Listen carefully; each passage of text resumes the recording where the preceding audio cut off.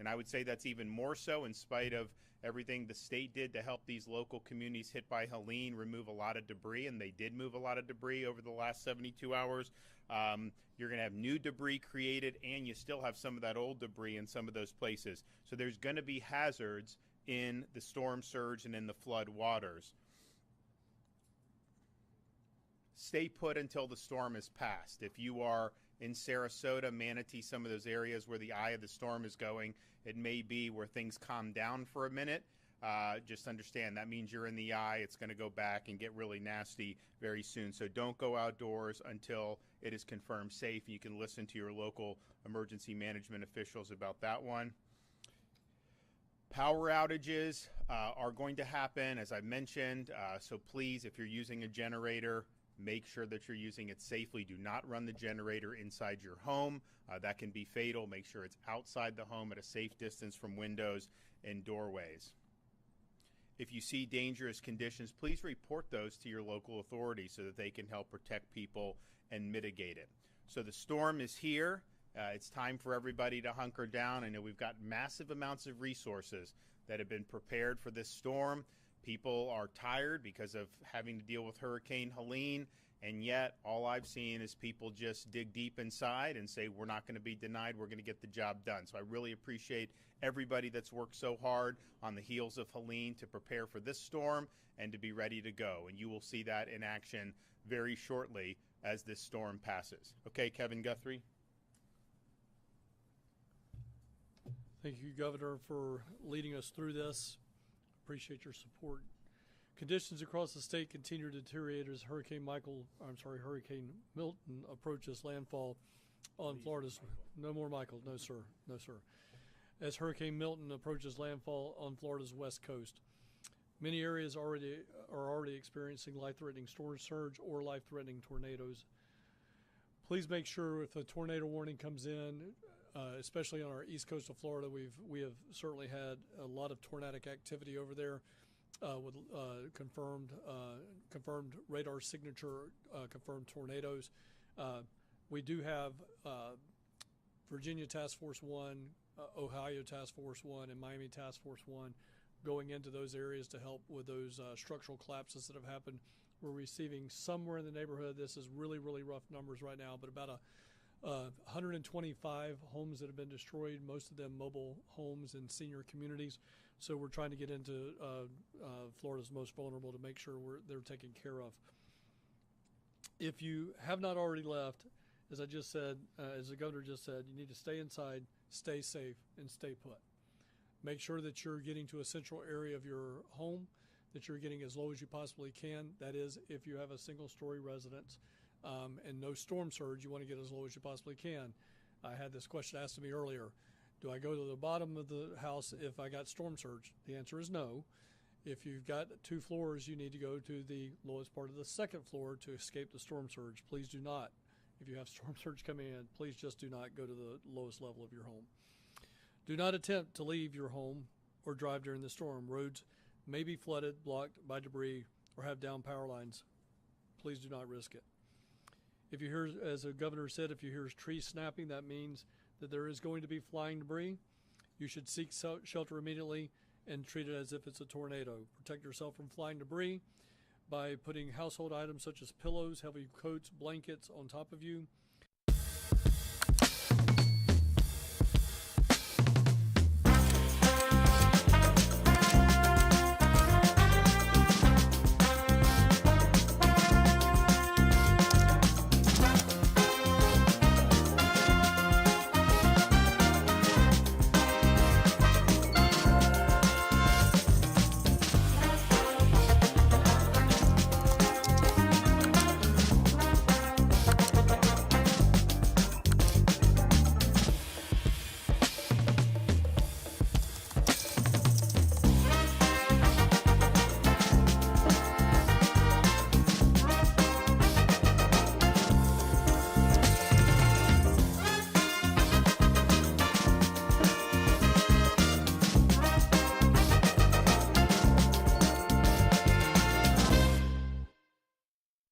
When you step into a Warby Parker store, you're immediately met by, well, glasses. But there's more than meets the eye. like contact lenses, top-notch eye exams, expert opticians, and affordable prices. Visit one of our hundreds of stores around the country. Continue to call our state assistance information line, which will be open for most likely weeks. That number is 1-800-342-3557. That's 1-800-342-3557.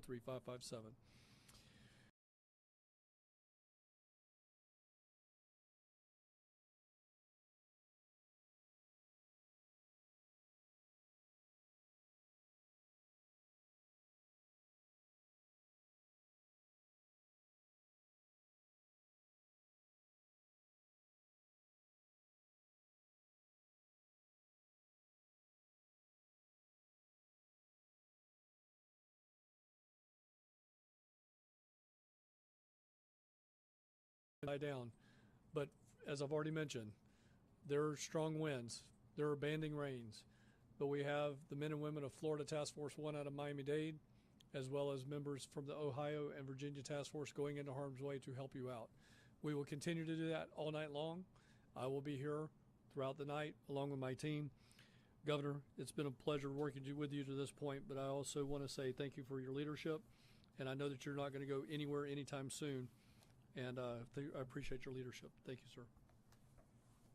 So we are staged with massive amounts of search and rescue assets, not just with the cities and counties and their considerable resources, all the state assets for our state agencies and National Guard, as well as urban search and rescue teams. And so we will be ready to help people who are in harm's way, and hopefully we don't have a lot. I know a lot of people did heed the call to leave, but that will be a priority to save lives. We also have a record number of people there for the restoration of power, these linemen. People love seeing the linemen coming in on the interstate. It's a great sight. They will get to work, get their power resumed as quick as possible, and then we have massive amounts of fuel on standby that we can use, but we also want to make sure these ports get up and running. I mean, we'll see what the damage is to Manatee and to Tampa. We have been discussing, and Kevin and his team have been discussing with our federal partners like the Army Corps and some of these agencies, some expectations about getting these ports back. And I think there's a difference between kind of Florida expectations, which is like we get this stuff done quick, and maybe how the federal bureaucracies have typically worked. But I think that we have had very good conversations. I think there is a sense of urgency with some of the federal agencies as well, but we want to get these ports back open as quickly as possible. We're going to have to assess some damage. Now, the track of this storm, the fact that it is Sarasota, perhaps the Port of Tampa is not going to take a major hit like it would have if it was a direct impact, but we'll see. Manatee is probably going to be a little bit closer to where it's getting some of the big impact, but we think it's really important that all services are be able to resume, and we have contingencies to be able to get fuel in where it needs to go, but it sure be a lot easier if we just get that coming into the ports. And so those are all going to be priorities from here on out. So if you are watching this, just hunker down. If you're in the path of this storm, it's dangerous outside. There's going to be a lot of hazards. Even when it passes, if there's floodwaters, be very careful about any of that. Help is on the way. We're going to get everyone back, get everyone up on their feet again, and we'll mitigate the damage as best we can. The president said that he has spoken with you. Have you talked about getting more resources from the federal government here in the state, getting things back open? So as I mentioned, we've been discussing with some of the federal partners about acceleration of what needs to be done if something needs to be done on these ports. You know, to say like, oh, it's going to be weeks for a port, no, that doesn't work. Okay, we got to get it open. And I think they're of the same mind, and I think that Kevin and our team have had good conversations. We've also, Kevin, I know, is talking, both Kevin and I talk with the FEMA administrator about some of the things that we're looking for. You know, for example, with this debris. Let local governments do the debris a little bit differently so that we incentivize people to come and do it quickly. Because the way it goes now, it was hard to even get people to do their debris. You had them going other ways. It just didn't make economic sense for doing that. And a lot of the debris takes like 6 months to do, and that's just kind of been the standard. I think we showed by surging our resources, which is really unprecedented, you know, we knocked out a lot of debris in like 72 hours. So we want to have a debris where there's incentives to do it and do it quickly. Look, I don't want to have to, you know, even talk about this now, but we're not out of hurricane season. There is the possibility of another storm brewing, and that's going to come into the Gulf. It's possible. I hope it doesn't happen. But so we want to be able to have them with contractors and have them have things working with the FEMA reimbursements that makes sense. And I think Kevin, I think Administrator Criswell has been very receptive to that, because it does. It just makes sense. Governor, Director Guthrie, in terms of the timeline of recovery, and last time with Helene, you were able to get search and rescue units kind of out there before, if I remember correctly, before the sun even came up. That'll happen again. Yes. Happen again? So, yeah, they will do in the dark. That is totally, absolutely fine. It's just a question of making sure that it's safe for them to go out. So as soon as that storm passes, and the fact that it came in earlier than thought, that's good for the high tide, because the high tide's not here yet. I think it'll help with the surge. But it's going to mean pretty much all the rescues are going to be done in the dark in the middle of the night. But that's fine. They're going to do that. All of our folks are doing that, and they will be on target. Since you have so many people here in the state, more than previous storms, are you expecting things to kind of be restored quicker than previous storms? Like Helene was power back within a week. Are we expecting that even sooner, 3 days, 5 days? Well, we need to figure out how much power is out. I mean, we just don't know, right? And so we'll see. But I thought, we didn't get hit with Dorian, but it was coming, so we prepared. I thought maybe we had reached 50 with Dorian. We didn't. We reached in the 40s. We did 40,000s for Ian in the 40s. This is the first time we've crossed 50, and so I think that that's good. I think there's a lot of people that are excited about going to work. I know Floridians really appreciate these guys when they get out there. And if you look, the fact that it's going Sarasota across, that's heavy Florida Power and Light territory. Those guys are a well-oiled machine at this. They do a really good job. A lot of their infrastructure handles the storms very well. And so a lot of times when you're talking about power restoration, if you have the people there and you go quick, you can potentially reconnect relatively quickly. If the whole thing is blown out where you have to rebuild it, it takes longer. My sense is that if it's a lot of FPL stuff, their infrastructure probably is going to be able to weather a lot of this, so they'll have to do some reconnects, but maybe not a full rebuild. Fort Myers Beach for Hurricane Ian was FPL, and they honestly, they could have gotten the power back on very quickly. It was too dangerous to hook it up because of the homes with the storm surge, but their substations actually did pretty good. So I think it remains to be seen with that. Now, in terms of the search and rescue personnel, I'd like nothing better than to be here tomorrow night telling you we're sending all of it back to the states. I would love that, to say, you know what, we did whatever we needed to do, just like Helene. And then 12, 24 hours later, it was fine. Thank you. And you guys go back home. We would love to do that. I'm hoping that we're not going to need them to be long, but it's just going to depend on what the damage is. So we'll see. I mean, look, these storms, it's like how many, what population, how many people, how much infrastructure. And this thing has come up. It kind of went east into Sarasota County. I don't know where they're going to say the landfall was. Maybe Venice, from what I'm looking on the radar. Maybe middle Sarasota County. But if it cuts across from there, there's a lot of rural areas. Whereas if it would have gone into Tampa Bay and rode up I-4, that's like millions and millions of people. I do think north of the storm, there's a lot of precipitation.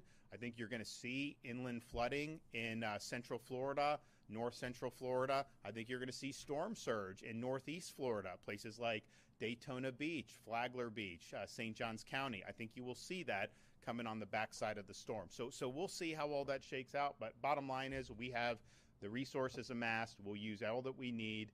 But yes, I hope I can just send a bunch of them home to say, we got the job done. And FHP posted a video earlier today of a dog chained to a fence. They went and rescued it. Do you know what's happening with that dog? I mean, first of all, what kind of an animal would just leave a dog chained to a pole in the middle of a hurricane? I mean, it's just unbelievable that somebody would do that. And so I'm thankful for the FHP folks out of Tampa for rescuing the dog. They did bring it to the vet. The dog has a clean bill of health.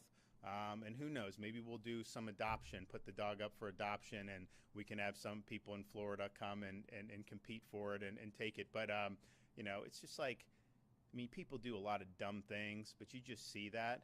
And so I hope they find the person who did it. and that person should have the book thrown at them. We've got very good laws in Florida against animal cruelty. These dogs, we've got dogs that are going to be helping in the storm. These police working dogs, they're great canines. So we don't have tolerance for that in Florida. I thought it was outrageous that somebody would do that. Can you talk about the size of the storm and what people should expect from the wind fields, how wide the eye is, or anything like that as it comes on the shore? So it's interesting. I think the storm did deteriorate because of the wind shear. I mean, we were here, 24 hours ago, and it was 180 miles an hour. And no one thought it was going to come ashore at that. But I think a lot of people thought it was going to come ashore as a pretty strong 4. And it ended up coming as basically a mid-level 3. Now, it doesn't mean there's not storm surge. It doesn't mean there's not hazards. There is. It's a serious, serious storm. But in terms of some of the damage that we're going to see from wind, there just is a big difference between 140, 150, and 120. We saw it with Hurricane Ian, which was basically a Category 5. I think it may have landed just a tick below. Of course, we saw it with Hurricane Michael, which was a Category 5. As you get into the 120 range, 115 range, still hazardous, can still do a lot of damage. But Florida buildings in particular, new ones, they're going to be able to withstand that for sure. And so I think that likely, look, I'm cautiously optimistic that with the Florida building code that you're going to do. Now, the storm surge is a different story, and we've had storms that, Hurricane Michael was not necessarily known for being massive storm surge, even though it was like a tornado and it obliterated so many structures.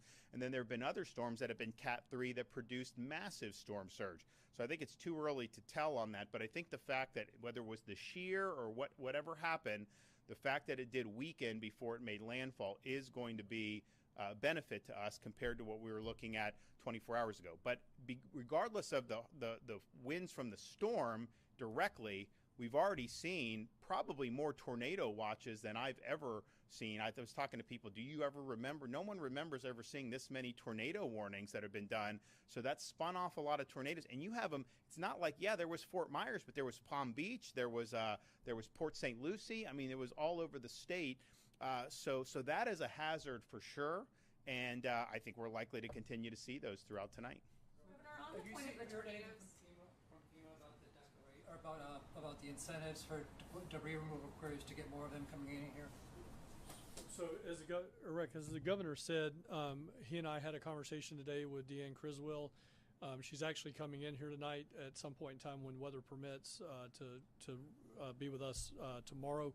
But I will say she said that we were on the right track. She felt like that was a very good idea to get some type of incentive for individuals to come here. Maybe, again, incentivizing people from maybe west of the Mississippi, west of the Ohio River, so we're not competing against people that are in North Carolina.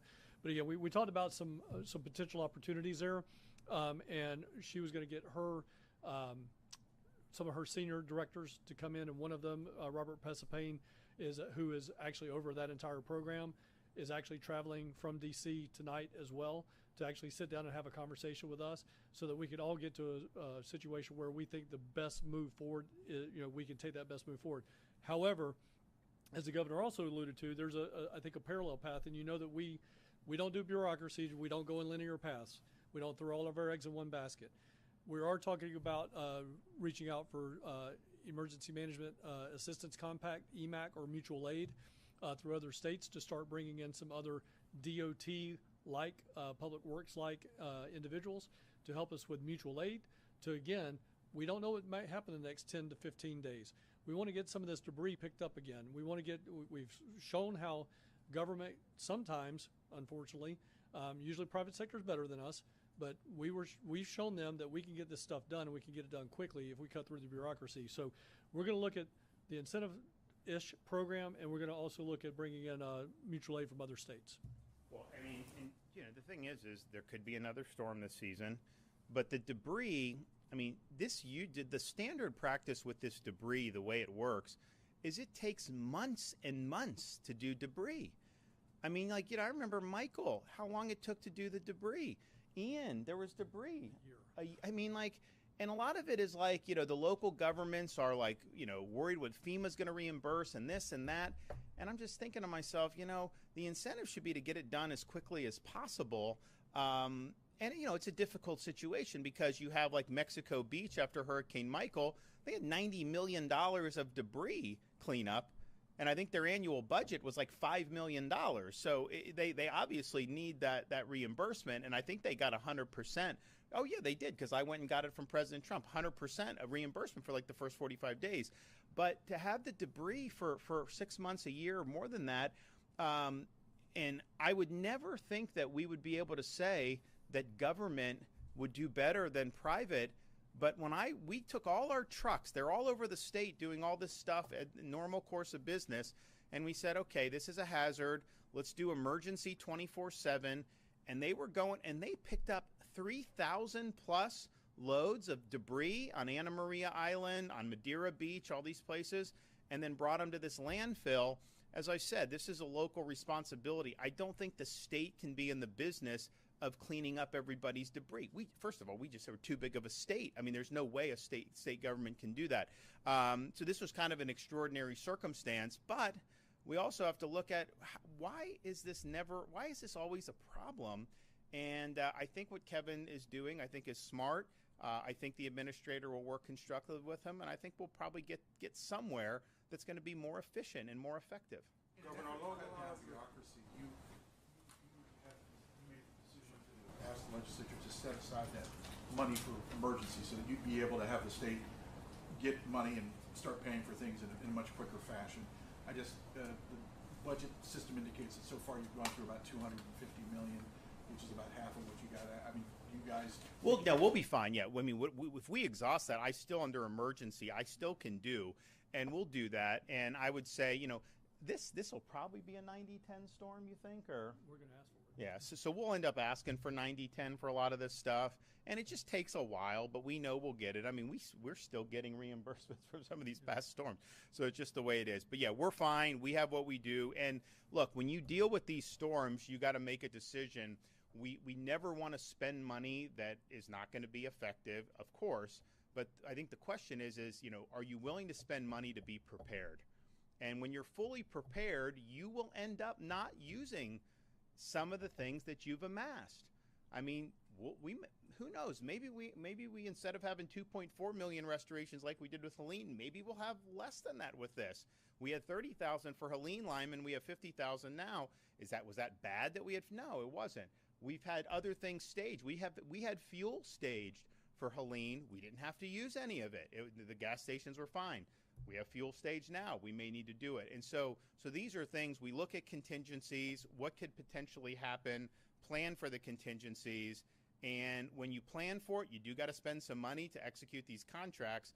But if you don't end up having to do it, I would much rather do that than be in a situation where like we have no gas in the state or we don't have enough people to hook up people's power. And it does cost when we do the mutual aid, when we bring in the linemen, the state is responsible for some of those costs. But the way I view it is, if we can get people back, I think we had 2 million restored within 72 hours for Hurricane Helene. That gets everyone back on their feet and the state gets moving again. That pays for itself. If you have power out, the standard used to be people be out of power for 3 weeks or 4 weeks. That is not, I think that's bad. I think that hurts the economy. I think that hurts the quality of life. So that's just how you got to do it. Our view is let's just be prepared. That's why we have the fund. And you're going to be better off being prepared ultimately than if you're not willing to do it. Search and rescue. I know it's a big emphasis for the state.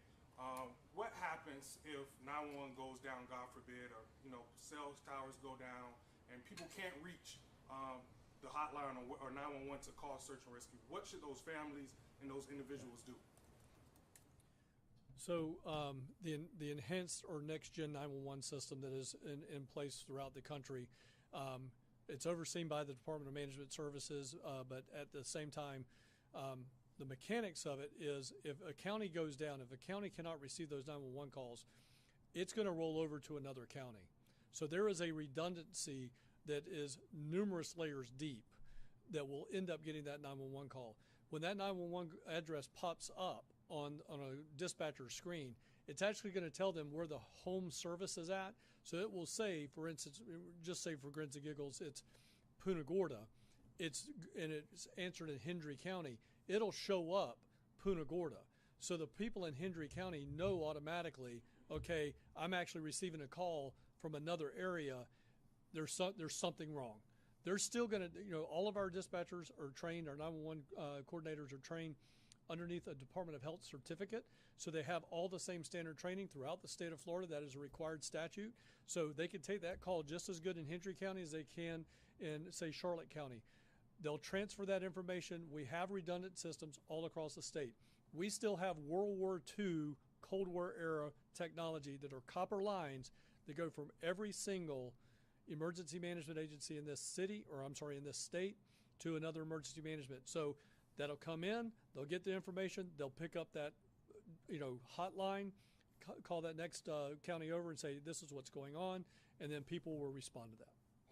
Well, also, I think what you've seen in past is there is the redundancy, but then if someone does need to be, if there's 10 feet of storm surge somewhere, you go rescue, and then they'll, like our boats, like they'll go around and check on people. They'll do all that. So you're going to see a massive effort as soon as it's safe to do so to check in the areas that were the hardest hit by surge if there's anybody in distress, because someone may not be able to call. Now, even if the 911's working, they may not be able to do that. And if you see somebody that's sitting on their roof, someone's going to go and pick them up.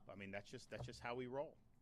For the tornadoes, Director Guthrie mentioned about 125 structures that were destroyed. Does the state have any confirmed fatalities from those tornadoes? Not yet. I think that there's some injuries. I don't think we can rule out fatalities, but we don't have any confirmed yet. Does the state have a number on how many people are in county shelters or those state supplemented shelters? So I appreciate the question. I did a 5:15 call where we were getting some real-time numbers updated. I'm going to say it's probably close to 100,000. We had a lot of counties that their numbers went up exponentially. Earlier today, we put 31,000 out there. But for instance, Hillsborough reported a couple of maxed out. Pinellas reported a couple of maxed out. But every county that reported something maxed out still said, even though it was a single shelter, still said they had plenty of capacity in their system. So we're nowhere near capacity that we have, which was well over 220,000 beds as of our earlier briefing today. But I would estimate it's probably around 100,000 and maybe growing. And I think and it makes sense that it grew a lot today, because the storm wasn't expected to hit until tonight. So you don't need to be there. Like a lot of people, why would you be there on a Tuesday night? They'll just go Wednesday morning. So we anticipated that would happen. We have capacity. I think when you're talking about storm surge on these barrier islands, a lot of those folks have the wherewithal and the means to be able to go somewhere else, hotel, family, friends. And so they're probably not the prime candidates that are going to go to shelter. I think a shelter is a lot of times some of the elderly, some of the people that may not have as much means, and that's there for them. And I think people have utilized it well. Okay, thanks so much.